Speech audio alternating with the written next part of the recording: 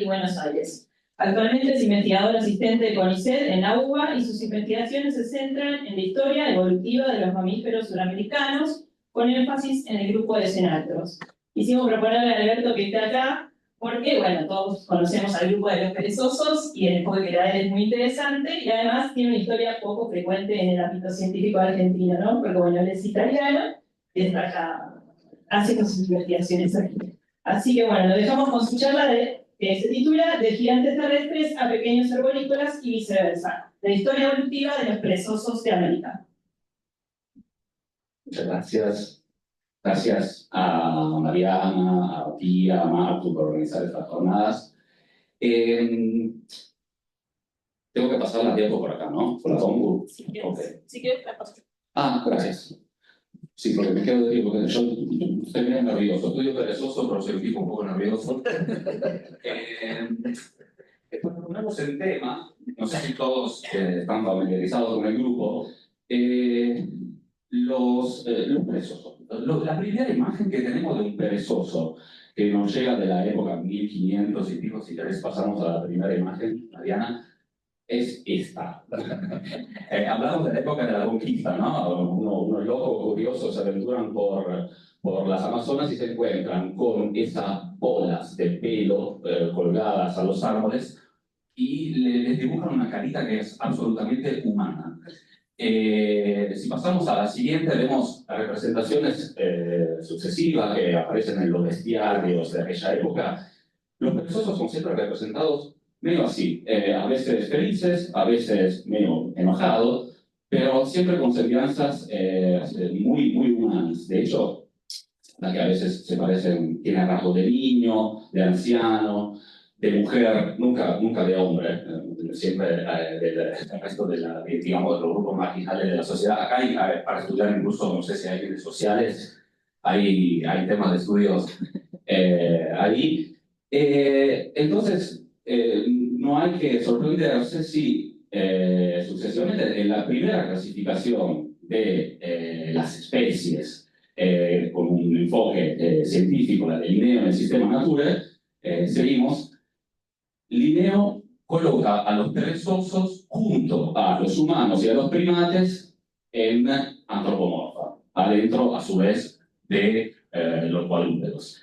Obviamente, Linneo era un genio, se basaba también en la literatura de su época, y ese es el primer marco, digamos, de dónde se clasifican los perezosos. He visto algunas sonrisas, también hay que recordar que este señor fue el primero que incluyó el ser humano con lo demás de la naturaleza existente. Era realmente un visionario. Además, en las siguientes ediciones del Sistema Nature seguimos, empieza a darse cuenta de otras cosas. Incluye, obviamente, el Brachipus se quedó ahí, incluye a los osos hormigueros de Mecófaga adentro del mismo clado, pero ya 20 y pico años después se corrige, deja en primates solamente Homo, símeros, lémures, etc. Y en un segundo clado, Bruta, ahí es donde va colocando a los perezosos, a los osos hormigueros, a los armadillos, es decir, ya en 1766 se iba conformando el clado, seguimos, que hoy conocemos como cenatros, ¿no? Los cenatros son estos mamíferos endémicos de América del Sur que emigran a América Central y América del Norte en distintos episodios de su historia evolutiva. Los perezosos, junto a los osos hormigueros, vermilingua, conforman un grupo llamado Pilosa, que a su vez es grupo hermano a los cingulados, o sea, armadillos y afines. Seguimos. Le mostré un poco de dónde viene nuestro primer entendimiento de los perezosos actuales. Pasando al registro fósil, el primer registro que se encuentra es acá nomás, muy cerca en Luján, seguimos, en 1785, un monje caminando por ahí en las orillas del río Luján, se encuentra con ese espécimen, muy completo, muy llamativo para la época. Se lo llevan en 1795 a Madrid, el centro del imperio en ese momento, lo montan en el Museo de Madrid y lo estudia un año después, seguimos, un gran anatomista, quizás el más grande de su época, Georges Cuvier, que en 1796, un año después de que es trasladado a Madrid, lo publica como Megatherium americanum y el tipo ni siquiera lo vio el fósil. O sea, se basó en unos bocetos que le llegaron a París. Eran épocas esas donde, en plena Revolución Francesa, un momento muy, muy difícil para toda Europa, no era muy cómodo, digamos, trasladarse por Europa. Y Georges Cuvier bautiza este primer perezoso extinto como Megatherium americanum.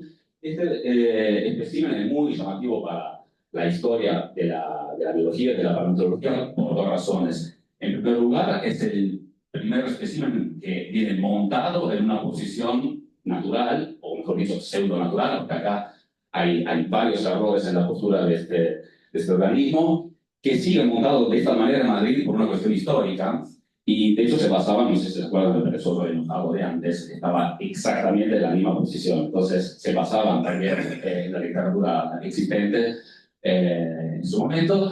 Y también es el primer animal extinto que recibe un nombre binomial en latín, en ese caso Megatherium americanum. Después es el momento de otro grande, y seguimos. Darwin, en su famoso viaje alrededor del mundo, en las costas de Uruguay y Argentina, encuentra restos de perezosos gigantes que él en un primer momento lo asocia al megaterio, que era el único conocido hasta entonces, que pero unos años después son estudiados por otro grande, seguimos. Estos son los restos y el señor que los estudió, Richard Owen, también un grandísimo paleontólogo de la época, el que conió, no sé si dice así, el término dinosauria, y bautizó también a estos famosos perezosos que al día de hoy permanecen en la literatura. Seguimos. Esta es un poco la última filogenia, la más actualizada que tenemos al día de hoy sobre perezosos actuales y extintos. Fíjense, estos son los únicos dos géneros actuales, el perezoso de 3 dedos, Bradypus, arriba, y el perezoso de 2 dedos, Coloepus. Y todo lo que está en el medio, seguimos, es una gran variabilidad de formas extintas que ya no existen. El primer grado, Milodontoidea, es el, digamos, que empezó a bautizar Owen, y el de abajo, Cuvier. Y esta filogenia igual, digo, es la más completa que tenemos al día de hoy, pero hay muchos taxones que se quedan afuera. Esta incluye 66 géneros extintos, pero se estima que hay más de 100 géneros extintos que son conocidos por pocos fragmentos y que entonces no daría un resultado filogenético unívoco. Entonces quedan afuera. Pero bueno, es decir, es un grupo muy, muy importante en el registro fósil y poco representado hoy en día.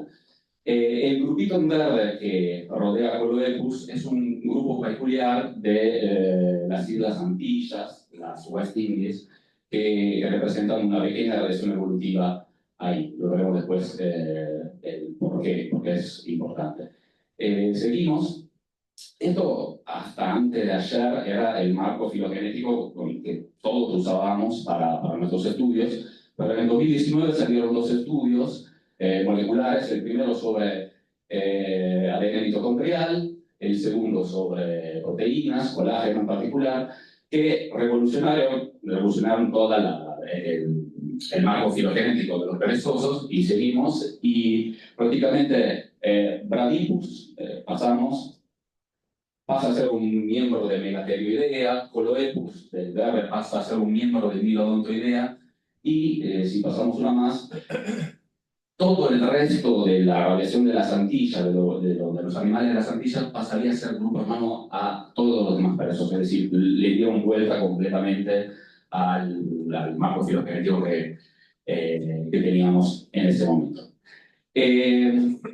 Como veremos después, entonces, todos los estudios macroevolutivos que interesan a ese grupo, tenemos que considerar varias hipótesis filogénicas. Seguimos.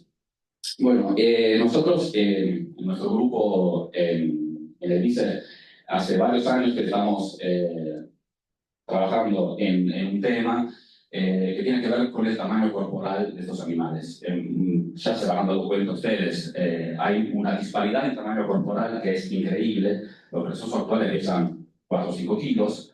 Los más grandes, como Melatherium, llegaban a las 4 o 5 toneladas. O sea, hay varios órdenes de magnitud ahí que es muy interesante investigar porque el tamaño corporal en mamíferos, en vertebrados, diría, en todas las especies, es una variable de fundamental importancia. Por sí sola, la que más se explica en términos biológicos, porque correlaciona con un montón de cosas.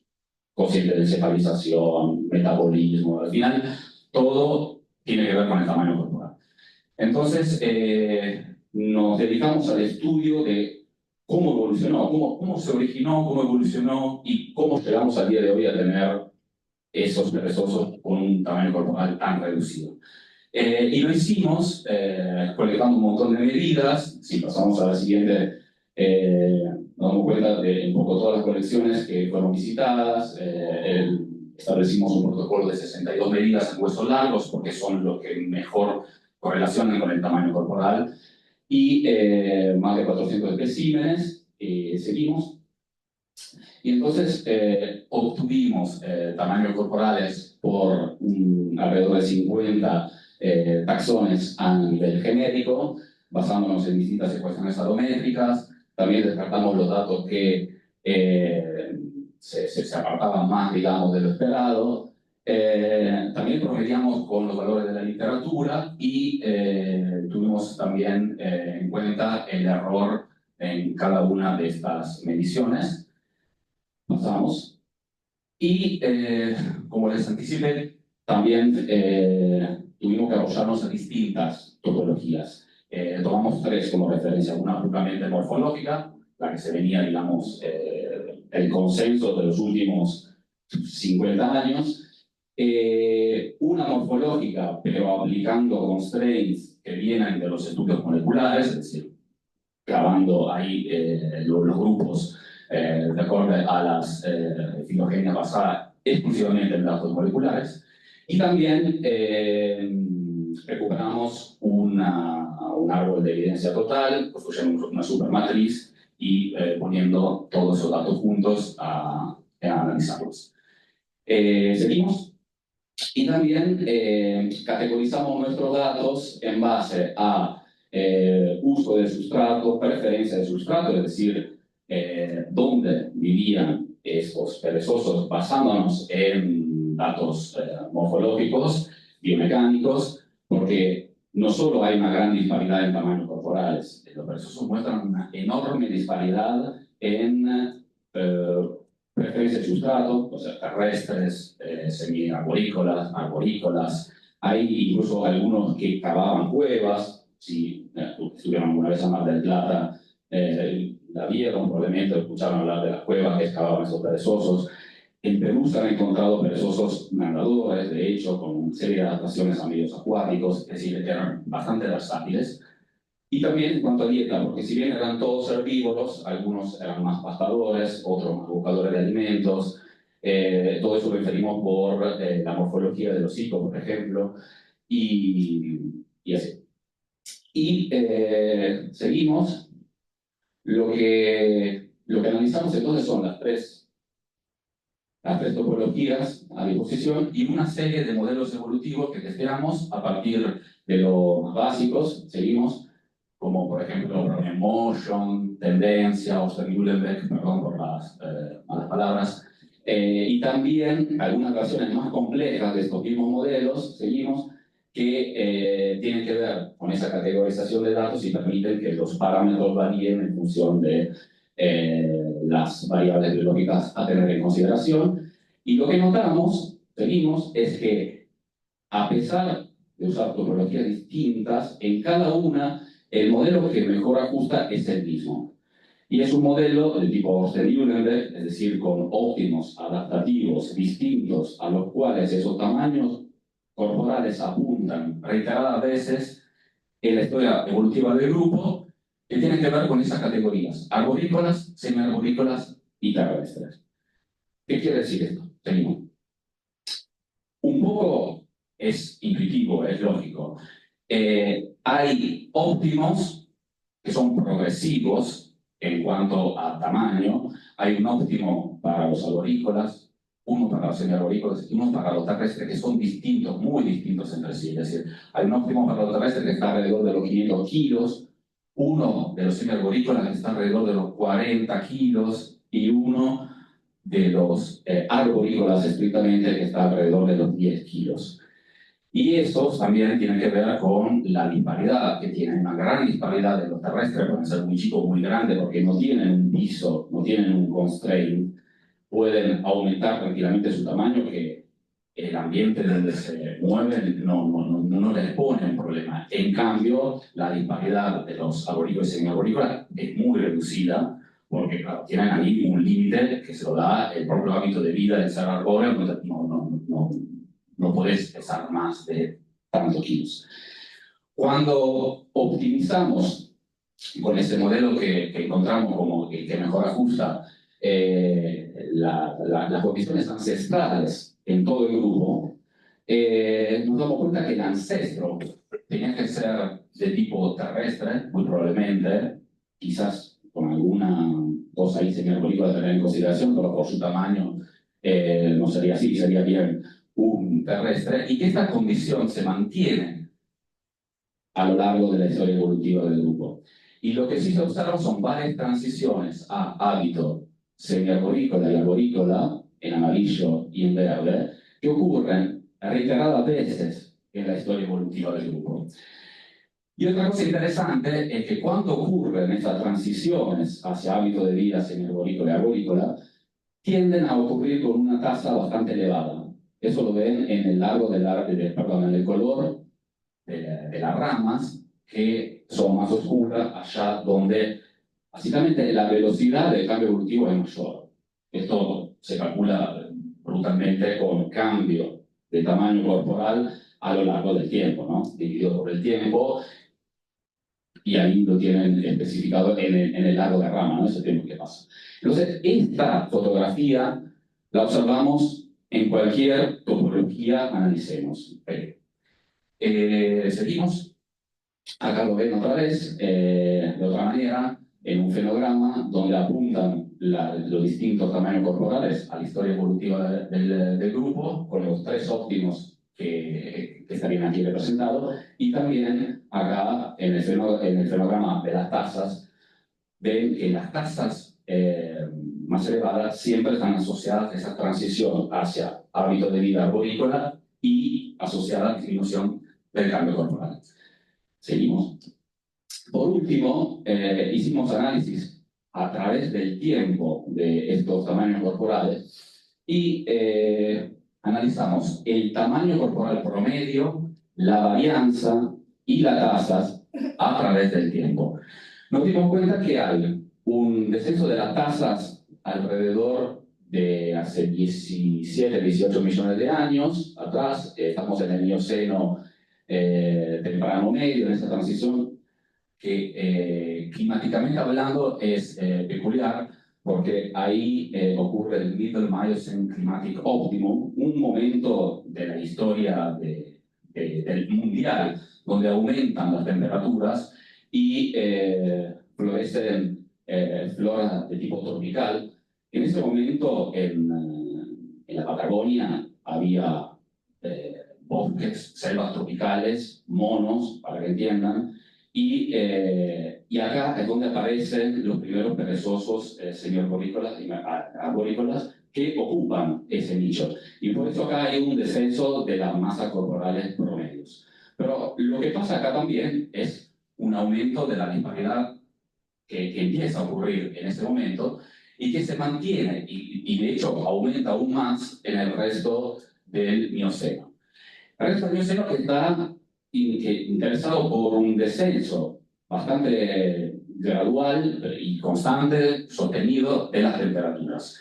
Y acá lo que encontramos, que es bastante interesante, es una fuerte correlación negativa entre el aumento de la disparidad de los tamaños corporales y un descenso de las temperaturas a nivel mundial. Acá pensamos que el aumento de esa disparidad está asociada a la radiación evolutiva de los perezosos terrestres, que en un momento de progresiva aridez, deterioramiento de las condiciones climáticas de América, se encuentran en una ventaja porque desaparecen, sobre todo los climas tropicales, entonces los bosques tropicales desaparecen a escala América, y ahí los perezosos terrestres se encuentran, digamos, que era la condición ancestral y que siempre se mantuvo, ahí florecen. Por último, lo habrán ya visto en el Pleistoceno, acá el azul marca las glaciaciones del Pleistoceno, otro gran cambio climático a nivel mundial. Notamos el descenso abrupto del tamaño corporal promedio, el descenso abrupto de la disparidad también, y un aumento importante de las tasas. Si nos vamos a enfocar un poco más en detalle en lo que pasa en los últimos, en este caso, 25.000 años, vemos que el tamaño corporal promedio baja de manera abrupta, pero en dos pasos. Lo mismo ocurre con la disparidad. Y esto no puede estar asociado con la expansión de Homo sapiens por toda América. Notamos que ese patrón que funciona y que rige por toda la historia evolutiva del grupo, acá lo perdemos completamente. Y no hay causa climática que pueda sustentar algo así. De hecho, en el Pleistoceno, acá, ya en plenas glaciaciones, el tamaño corporal sigue aumentando, la disparidad sigue aumentando. Estamos realmente en el último minuto de la historia evolutiva del grupo, en la transición entre el Pleistoceno y Holoceno, que en dos grandes saltos se viene a perder toda esa diversidad de los perezosos del continente. Y el primer pulso lo tenemos acá, a la transición Pleistoceno-Holoceno, y acá se estima que el ser humano se expande en toda Sudamérica. Y el segundo pulso lo tenemos en la transición entre el Holoceno temprano y medio, y esta línea marca la colonización del ser humano de las Islas Antillas. Digamos, va gradualmente con la expansión de nuestra especie a lo largo del continente. Y quiero terminar con esta última imagen, que en realidad es así. Parece ser la primera representación que nuestra especie hizo de un perezoso, y es probablemente el momento de la caza de un perezoso gigante. Esta la encontraron recientemente, hace un par de años, y fue publicada hace poco en una cueva de Colombia. Y a manera de conclusión, entonces, algo que ya sabíamos: había una gran disparidad en cuanto a tamaños corporales en el grupo de los perezosos a lo largo de los 35 millones de años de su historia evolutiva. El proceso que guió, entre comillas, la evolución del tamaño corporal responde a un modelo de tipo Austin-Uhlenbeck, que encuentra tres óptimos adaptativos en esas tres categorías: terrestres, semiarborícolas y arborícolas. Y esto parece estar asociado entonces a un cambiante paisaje adaptativo debido a las fluctuaciones climáticas de todo el Cenozoico, pero al final de esta historia lo que tenemos es la extinción de todos los perezosos que tenían un hábito terrestre o semiterrestre, o sea, todo lo que estaba al alcance de nuestra especie, que desaparecen junto con un montón de otros organismos que conformaban la grande megafauna sudamericana. Así que bueno, esto es todo por hoy. Gracias.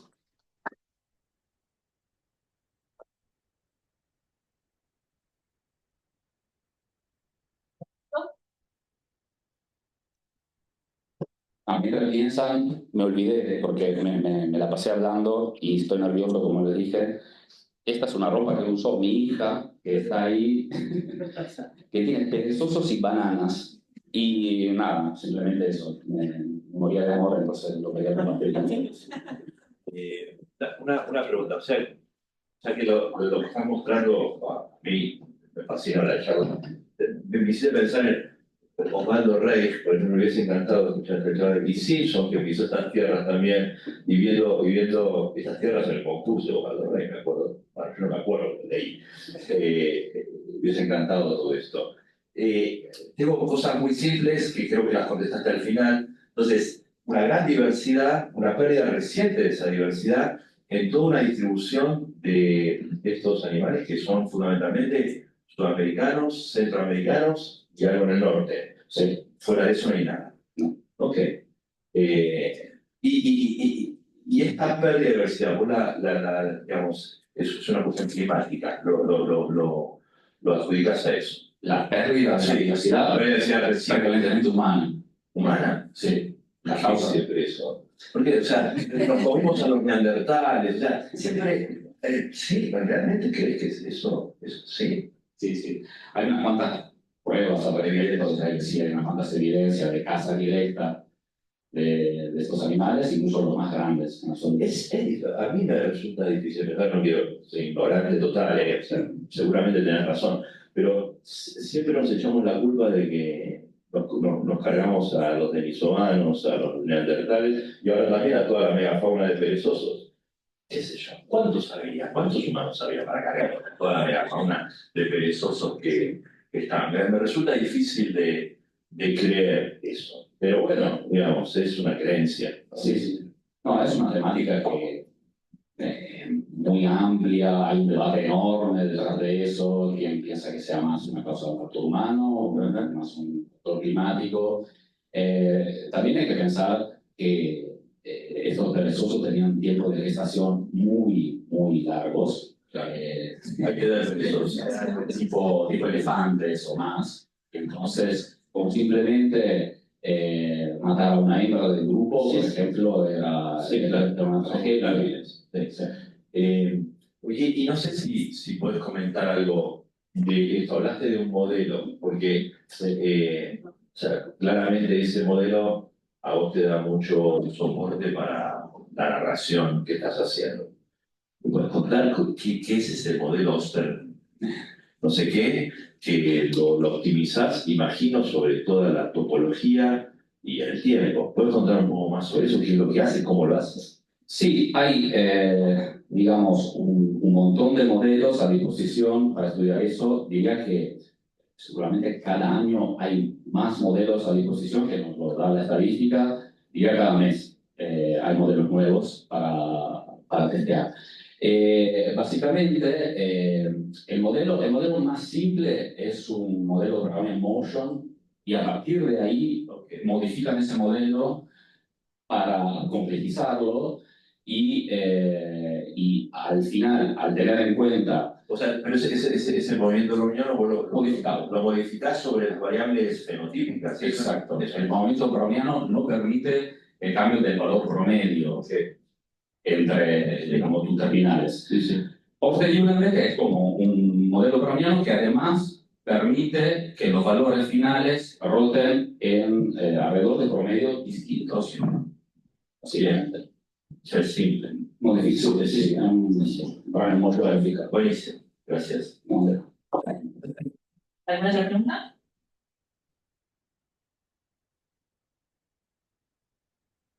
Bueno. Gracias. Gracias.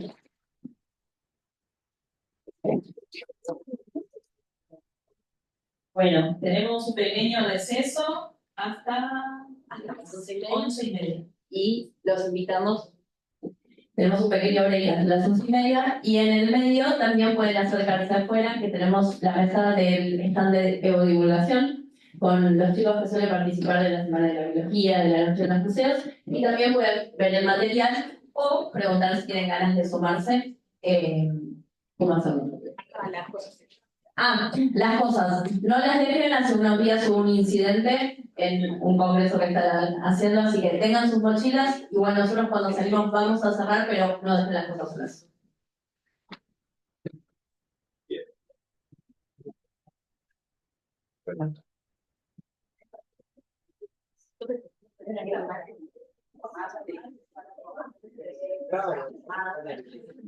Cuando alguien tenía el gen de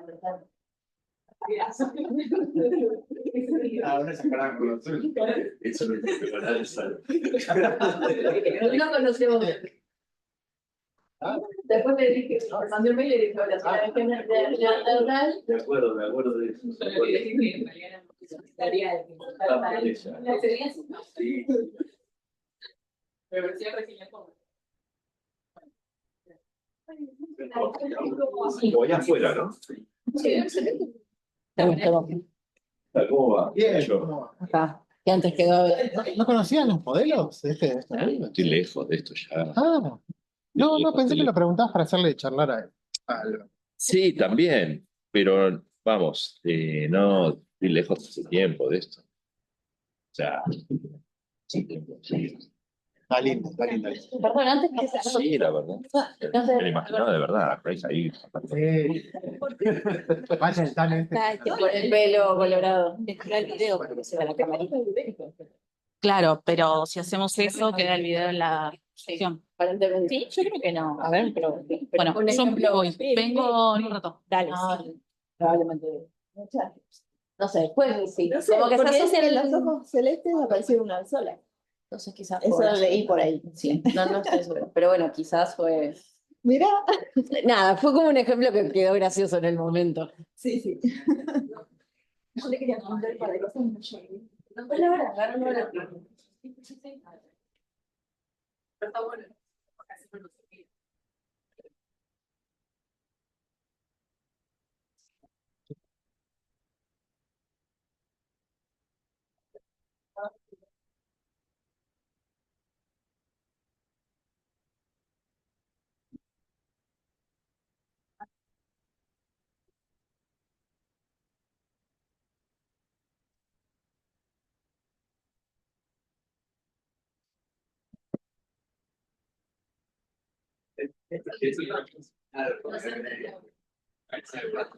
No,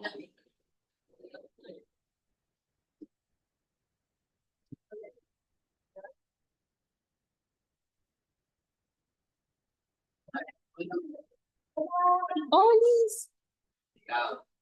¿Cómo estás? Bien, ¿y tú? Olis. Bien, con calor, perdóname. ¿Sí? ¿Viniste? Sí, recién, miren, ¿no? Estoy teniendo como fresquito. Perfecto, ¿dejo mis cosas acá? Sí, donde quieras, sí.